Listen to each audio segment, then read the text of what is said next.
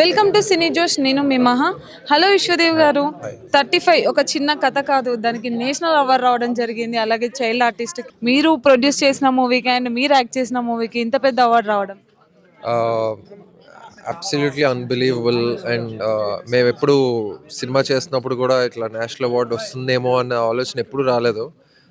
Cinema release అయిపోయి కూడా actually అలా ఆ కైండ్ ఆఫ్ థాట్ రాలేదు. బికాజ్ ఎప్పుడు ఒక ఎంటర్టైనర్ తీస్తున్నాము అనుకున్నాం, కానీ అవార్డులు వచ్చే సినిమా తీస్తున్నాము అన్నది ఆలోచనకి రాలే. And it came as a surprise later when okay, ఇది మన సినిమా కాంటెంట్ వైజ్ చూస్తే అవార్డ్స్ వాళ్ళు కూడా బాగా గుర్తించదగిన సినిమా అనే ఫీలింగ్ తర్వాత రీచ్ అయింది. అండ్ అలాగే చాలా అవార్డ్స్ విన్ అవుతూ వచ్చింది. అండ్ ఇప్పుడు the biggest recognition in the country national award రావడంలో జస్ట్ అవధులు లేవు. We're very very very elated and honestly ఇంకా సింక్ ఇన్ అవ్వలేదు. So very happy.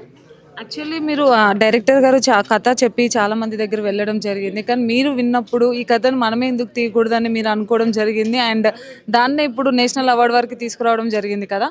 సో అసలు మీకు కథలో ఏ పాయింట్ నచ్చి అండ్ ఇలాంటి కథ ఈ జనరేషన్ వాళ్ళు తీసుకుంటారా, ఇంత బ్లాక్ బస్టర్ హిట్ అవుతుంది, నేషనల్ అవార్డు వస్తుందని ఏ పాయింట్లో అనిపించింది సార్? కథలో ఒక లైఫ్ ఉంది, ఒక హార్ట్ ఉందండి. కథలో మరీ క్యాల్కులేషన్స్ ఎక్కువ లేవు. కాన్ఫ్లిక్ట్ ఏంటి, ఇదేంటి అదేంటి అన్నది కాకుండా అందులో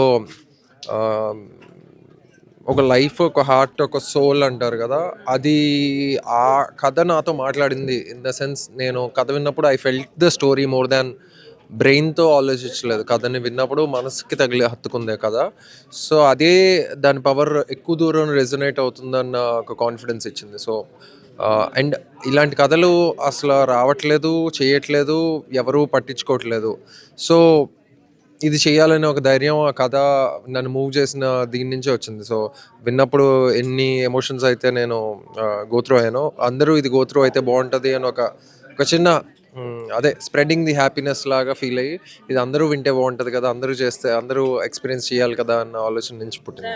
ప్రతి ఫ్యామిలీలో కూడా ఇలాంటి స్టోరీ అయితే ఖచ్చితంగా జరుగుతుంది కదా. డెఫినెట్లీ. అండ్ నాకు పర్సనల్లీ కథలో చూస్తే మ్యాథ్స్ రిలేటెడ్ చూసుకుంటే నేను కూడా అదే స్టూడెంట్ని. ఎన్నో డౌట్స్ ఉండేది. అరుణ్ లాగా అడిగే ధైర్యం కూడా ఉండేది కాదు నాకు. అడగకుండానే ఏదో విధంగా అమ్మో బండ గుర్తులు పెట్టుకొని నేర్చుకోలేమో, లేదా మగప్ చేయాలేమో అనే ఒక ఆలోచనలోనే చాలామంది సఫర్ అవుతుంటారు.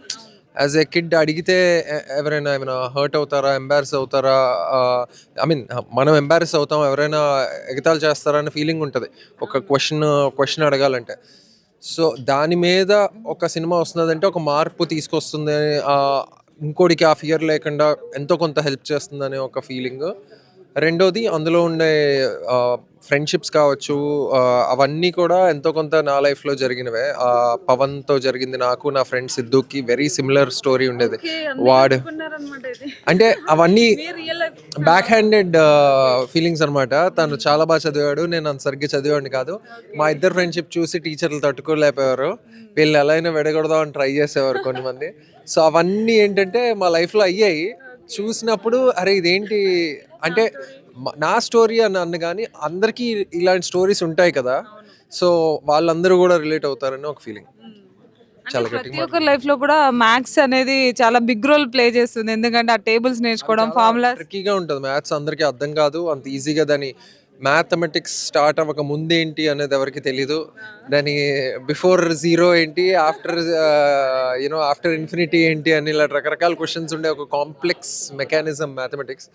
దాన్ని అర్థం చేయించే ప్రయత్నం. అంటే ఇందులో గొప్పతనం ఏంటంటే, ఈ సినిమాలో వాళ్ళ అమ్మ యాక్చువల్లీ నివేత క్యారెక్టర్ యాక్చువల్లీ అరుణ్కి మ్యాథమెటిక్స్ నేర్పించదు.